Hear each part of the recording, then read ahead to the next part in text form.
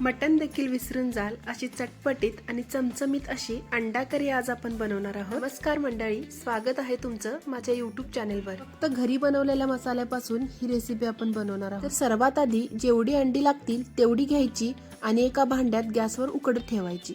अंडी उकडत असतानाच आपण इकडे कढीचा मसाला तयार करून घेऊया। त्यासाठी मिक्सर जार मध्ये मोठ्या मोठ्या तुकड्यात चिरलेला कांदा, टोमॅटो आणि थोडीशी कोथिंबीर घ्यायची। हे सगळं एकत्र बारीक वाटून घ्यायचं आणि मसाला तयार करून ठेवायचा। अंडी नीट उकडली की गॅस बंद करून ती थंड पाण्यात घालायची आणि सोलून घ्यायची। व्हिडिओत दाखवल्याप्रमाणे आता अंड्याचे चाकूने प्रत्येकी 2 भाग करायचे। सगळ्या अंड्यांचे अशा प्रकारे 2 भाग करून घ्यायचे आणि आता गॅसवर कढई ठेवायची। त्यामध्ये अगदी थोडंसं असं तेल घालायचं। तेल थोडं गरम झालं की त्यामध्ये चिरून घेतलेले हे अंड्याचे तुकडे तेलामध्ये घालायचे। कढईमध्ये जास्त तेल घालायचं नाही, कारण आपल्याला अंडी फक्त शॅलो फ्राय करून घ्यायची आहे।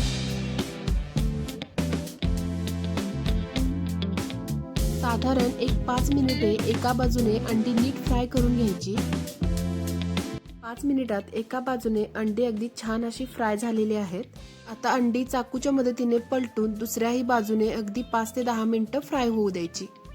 अंडी चांगली फ्राय झाली की अजिबात कढईला चिकटत नाहीत। आता तुम्ही इकडे बघू शकता, अंडी अगदी दोन्ही बाजूनी देखील व्यवस्थित फ्राय झालेली आहेत। आता फ्राय झालेली अंडी एका प्लेट मध्ये काढून घ्यायची। त्याच कढईमध्ये पुन्हा थोडंसं तेल घालायचं।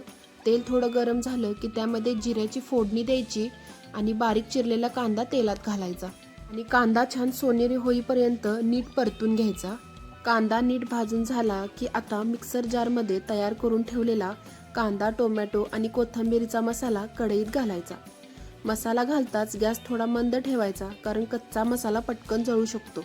आता या मसाल्यामध्ये 1 चमचा हळद आणि चवीनुसार थोडंसं मीठ घालायचं। तुम्ही अंडी उकडताना जर मीठ घातलं असेल तर यात मसाल्यामध्ये अगदी थोडंसं मीठ वापरायचं। मसाला थोडा वेळ परतून झाला की त्यामध्ये थोडासा गरम मसाला घालायचा।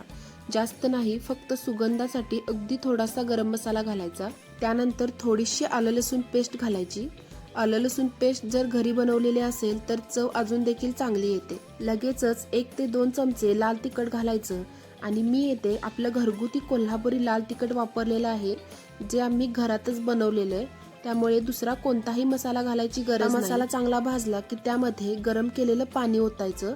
मसाल्यात थंड पाणी अजिबात घालायचं नाही। आता कढईवर झाकण ठेवायचं आणि मसाला थोडा वेळ शिजू द्यायचा। मसाल्याला तर्रीदार तेल सुटलं की समजायचं की आपला मसाला परफेक्ट असा भाजलेला आहे। आता या मसाल्यात आपण फ्राय करून घेतलेली अंडी घालायची।